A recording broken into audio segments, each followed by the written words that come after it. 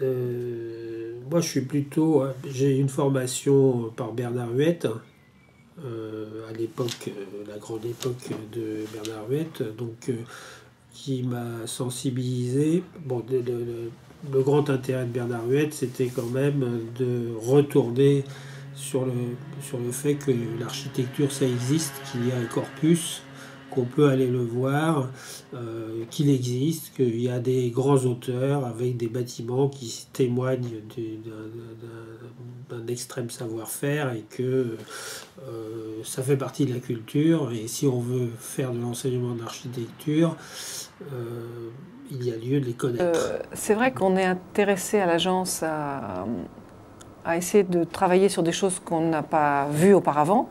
Et quand je dis vues auparavant, c'est qu'on n'aurait pas étudié nous-mêmes ou qu'on n'aurait pas expérimenté avant. Essayer de trouver des nouvelles idées, des nouvelles solutions, des nouvelles techniques. En même temps, c'est vrai que l'on cherche, que l'on a une écriture, je crois, assez personnelle et que donc on ne cherche pas à recopier un style, on n'est pas héritier d'une doctrine et qu'on prolonge et qu'on recopie indéfiniment, parce que ça, c'est quelque chose qui nous est totalement étranger.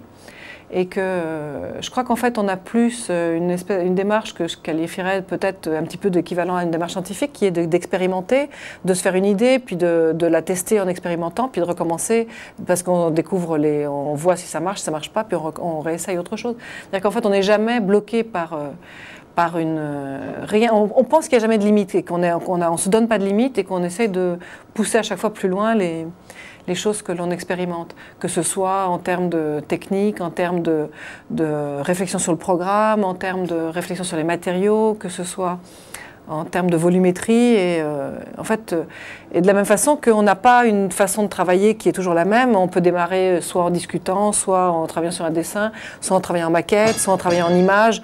C'est à chaque fois extrêmement différent et qu'on n'a pas... Là aussi, on est complètement ouvert, c'est-à-dire qu'en fait, tout projet est un nouveau champ qui s'ouvre et on n'a jamais de... Oui, on n'a pas de doctrine, en fait, on est ouvert. L'évolution de la situation française passait obligatoirement par une certaine reconnaissance externe qui nécessitait qu'à son tour, on aille vers l'extérieur. Donc, se faire reconnaître, c'est d'abord aller chercher l'autre pour que l'autre vous reconnaisse.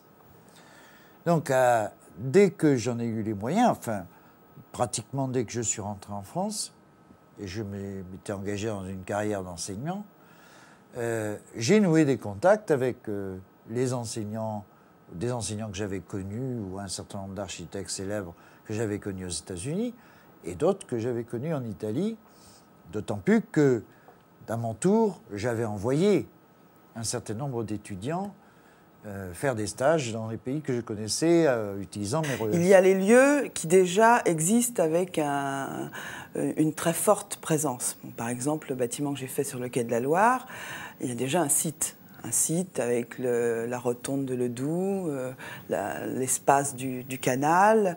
Bon.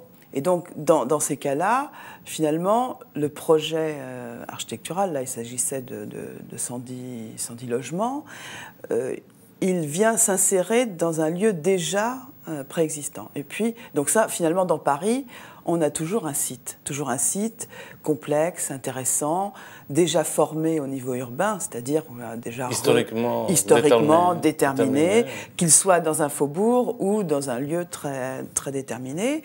Bon, il y a toujours une très grande diversité aussi, c'est-à-dire on n'intervient pas rue de Rivoli, quoi. Je veux dire, rue de Rivoli, par exemple, c'est une rue qui est finie. Les espaces historiques sont déjà fini. Et on intervient toujours dans des espaces un peu en crise, mais déjà très formés. Et donc, pour moi, c'est très important que le bâtiment ou les espaces proposés dialoguent avec ce site déjà formé.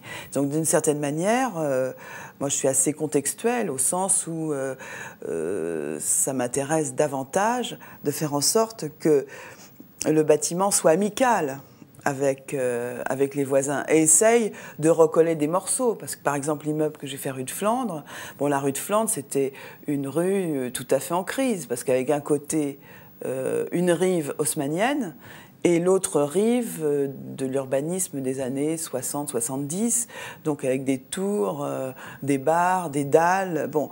Et donc, ce qui est intéressant dans un bâtiment, dans un site comme ça, c'est qu'ils essayent de recoller les murs. Et j'aimerais, c'est-à-dire que je pense que vous avez déjà dit plein de choses sur ce pont qui est effectivement magnifique. C'est un moment très dense. Je crois que c'est le premier pont de CETA que vous faites en France, mais ce n'est pas le premier ouvrage, parce que vous avez déjà fait l'aéroport de Lyon, donc Satolas. La gare TGV. La gare TGV à l'aéroport de Lyon Satolas. Et bien d'autres ouvrages. Je sais que vous avez une agence à Zurich et vous partagez un peu entre ces trois pays, si je comprends bien. Entre la France... Effectivement, nous avons une agence à Paris, une petite agence à Paris qui m'a permis de faire ces deux réalisations. Et est-ce que vous avez un projet en ce moment en France ou, Non, ça c'est le dernier projet. Nous sommes en train de travailler sur une gare TGV en Belgique. Depuis l'agence de Paris. Et à Liège, ça va terminer quand? Et ça sera terminé en 5 ans. 5 ans d'aujourd'hui. Nous avons déjà commencé le chantier. Et vous avez d'autres projets en cours à part cette gare de Pas en France. Non. En Suisse ou en oui, Espagne? Nous avons du travail. Par ailleurs, nous avons du travail aux États-Unis, en Espagne, oui, aussi en Suisse.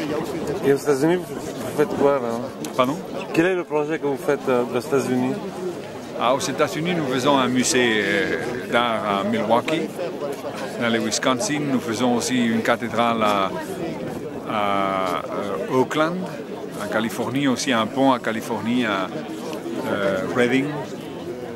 Nous faisons aussi un projet d'aménagement urbain à la ville de Dallas et nous construisons aussi un bâtiment pour l'Université de Toronto. Et vous faites ça avec...